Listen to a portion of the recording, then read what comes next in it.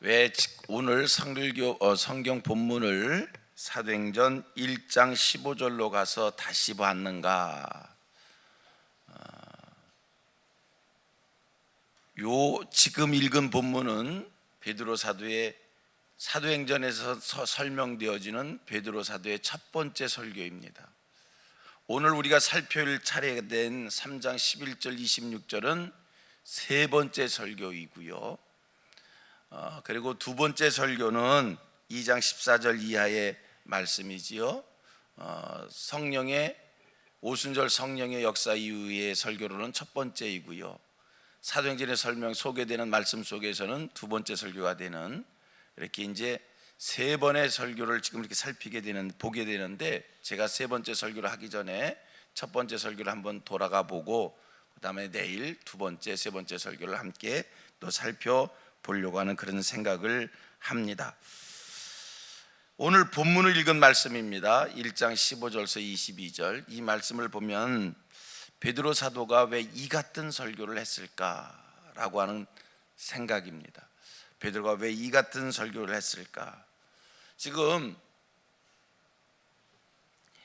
예수님이 승천하신 이후에 예수님께서 예루살렘을 떠나지 말고 아버지의 약속하신 것을 기다려라, 이 말씀을 주시고 승천을 하셨지 않습니까? 그 말씀을 받은 사람들이 마가의 다락방에 모여서 열심히 기도를 하고 있습니다. 아버지의 약속하신 그 성령 받기 위해서 열심히 기도하고 있을 때, 그렇게 한참 기도할 때 베드로가 일어서서 외칩니다. 예수를 지로한, 예수를 고자질한 가룟 유다를 대신해서 지금 빈 사도의 자리에 한 사람을 채워야 된다, 이 외침을 하는 것이 사도행전 1장 15절 22절까지의 말씀입니다. 가룟 유다의 배반에 대한 이야기, 그것은 하나님의 말씀을 응한 것이다. 이게 베드로의 첫 번째 설교의 요지인 겁니다. 베드로가 왜 이 얘기를 했을까? 사실 지금도요, 예수를 따르던 제자 중에 한 사람이 자기의 스승 예수를 배반했다. 오늘 이 말씀 우리가 이해하기도 참 충격입니다. 어떻게 그럴 수 있을까? 어떻게 예수님의 제자 중에 한 사람이 등장해서 예수를 팔을 수가 있을까? 이런 의아한 생각을 우리가 갖게 되는데, 여러분, 그 당시에 예수를 따르던 무리들 중에 어찌 의아함이 없었겠어요? 어찌 낙심 때문에 이게 뭔가? 그럼 우리 예수님 자기 제자가 자기를 팔아먹는 이 일에 대해서 우리가 그 당시 사람들이 왜 이 일에 대해서 의구심, 회의적 생각 갖지 않을 수 있겠어요? 그런 생각 충분히 들을 수 있어요. 그때 베드로가 이야기합니다. 이것은 구약의 말씀이, 예언의 말씀이 응하는 것이다. 우리가 낙심할 것이 아니라 바로 지금이야말로 가룟 유다를 대신한 또 다른 사도를 택해야 될 때다, 이 얘기를 하는 겁니다. 자, 이 말씀을 보면서 우리 깨닫는 것이 있습니다. 교훈받는 것이 있습니다. 여러분, 하나님의 뜻을 이루기 위해서는 우리가 먼저 해결해야 될 것이 있다는 겁니다. 아버지의 약속하신 성령을 받기 위해서 그들이 먼저 해야 될, 그럼 열심히 모여 기도만 하면 되는 줄 알고 열심히 기도할 때 하나님께서 베드로의 마음에 감동을 주셔서 지금은 기도만 할 것이 아니라 그 기도하여 성령 받기 전에 너희들이 먼저 해야 될 것이 있다, 그 깨달음을 줘서 베드로가 벌떡 일어서서, 기도 중에 벌떡 일어서서 외친 겁니다. 이것은 아버지의 약속하신 것이 이루어진 것이고, 이제 그 성령이, 하나님의 약속하신 그 성령이 임하기 전 우리가 먼저 해야 될 것이 있다. 가룟 유다를 대신해서 이 빈 사도의 자리를 우리가 채워야 된다, 그 얘기를 지금 외쳤습니다. 여러분, 그렇습니다. 하나님의 뜻이 이루어지는 그 일에 있어서 우리 인간들이 먼저 해야 될 것이 있다는 겁니다. 하나님의 약속이 우리 가운데서 이루어지기 전에 내가 먼저 해야 될 것이 있다는 겁니다. 여러분들이 하나님 앞에 소원하여 기도하는 기도의 제목이 있습니까? 그 기도의 제목은 반드시 우리에게 이루어질 것입니다. 그런데 그 기도의 제목이 이루어지기 전 내가 먼저 하나님 앞에서 해야 될 것이 있다. 그냥 기도만 하고 있다고 해서 기도한 대로 되는 것이 아니라 기도한 것이 이루어지려면, 하나님이 우리에게 약속한 것이 이루어지려면 우리가 먼저 해야 될 일이 있다. 여러분, 이것은 신앙생활하는 과정 속에 꼭 명심해야 될 일입니다. 자, 우리 같이 고백합니다. 하나님의 약속이 이루어지는 일 앞에 내가 먼저 해야 될 일이 있다. 자, 보세요. 또 깁니다. 따라하십시오. 내가 소원하여 기도한 것이 응답되는 일 앞에 내가 먼저 해야 될 것이 있다. 여러분, 내가 먼저 해야 될 것은 하지 않고 하나님 앞에 기도를 열심히 하면, 내가 기도 열심히 했다고 해서 내가 소원하여 기도한 것이 이루어지는 것이 아니라 내가 열심히 기도하는 그 일, 열심히 기도해야 됩니다. 열심히 기도해야 됩니다. 그러나 내가 먼저 해야 될 일이 있는 겁니다. 그들이 모여서 열심히 기도할 때 성령 하나님께서 베드로에게 감동을 주셨어요. 먼저 해야 될 일이 뭔가를 깨달아 알게 하셨어요.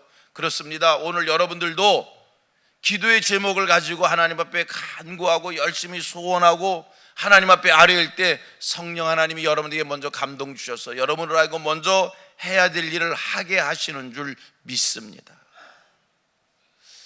누가복음 10장 25절 이하 말씀을 보면 한 부자 청년이 예수님께, 주님께 나와 묻습니다. 내가 무엇을 하여 영생을 얻습니까? 그때 예수님이 율법을 다 지켰느냐 이렇게 물으시고서 내 마음을 다하고 목숨을 다하고 뜻을 다하여 주 너희 하나님을 사랑하고 내 이웃을 내 몸같이 사랑하라, 이 말씀을 주십니다. 여러분, 영생 얻기 위하여, 그냥 영생이 거저 얻어지는 것이 아니라 기도하고 소원했다고 해서 얻어지는 것이 아니라 신앙의 삶 가운데 내가 먼저 하나님 앞에 해야 될 일이 있는 겁니다. 마태복음 5장 23절 24절 말씀이 뭡니까? 우리 예수님 말씀을 합니다. 하나님 앞에 예물을 드리려다가 먼저 형제에게 원망 들을 일이 생각나거든 가서 화목하고 와서 예물을 드리라는 거예요. 예물 드리는 일 중요합니다. 그러나 예물 드리는 일보다 먼저 내가 해야 될 일이 있는 겁니다. 여러분, 이 세상 살아가는 과정 속에 하나님의 살아계심을 경험하고 싶은, 하나님의 실존을 체험하고 싶은 소원이 있습니까? 기적을 경험하고 싶은 소원이 있습니까? 그 기적을 경험하기 전 내가 먼저 하나님 앞에 선행해야 될, 먼저 해야 될 일이 있다. 베드로가 이 사실을 깨달았어요. 그래서 성령 받기 전 우리가 먼저 해야 될 일이 뭔가. 그래서 이 가룟 유다를 대신한 빈자리, 사도의 한 자리를 채워야 된다는 것 하나, 그가 사람들에게 일깨워주고 가르쳐주고 사람들이 그것을 깨달았습니다. 오늘 여러분, 하나님 앞에 무엇을 구하십니까? 건강을 구하십니까?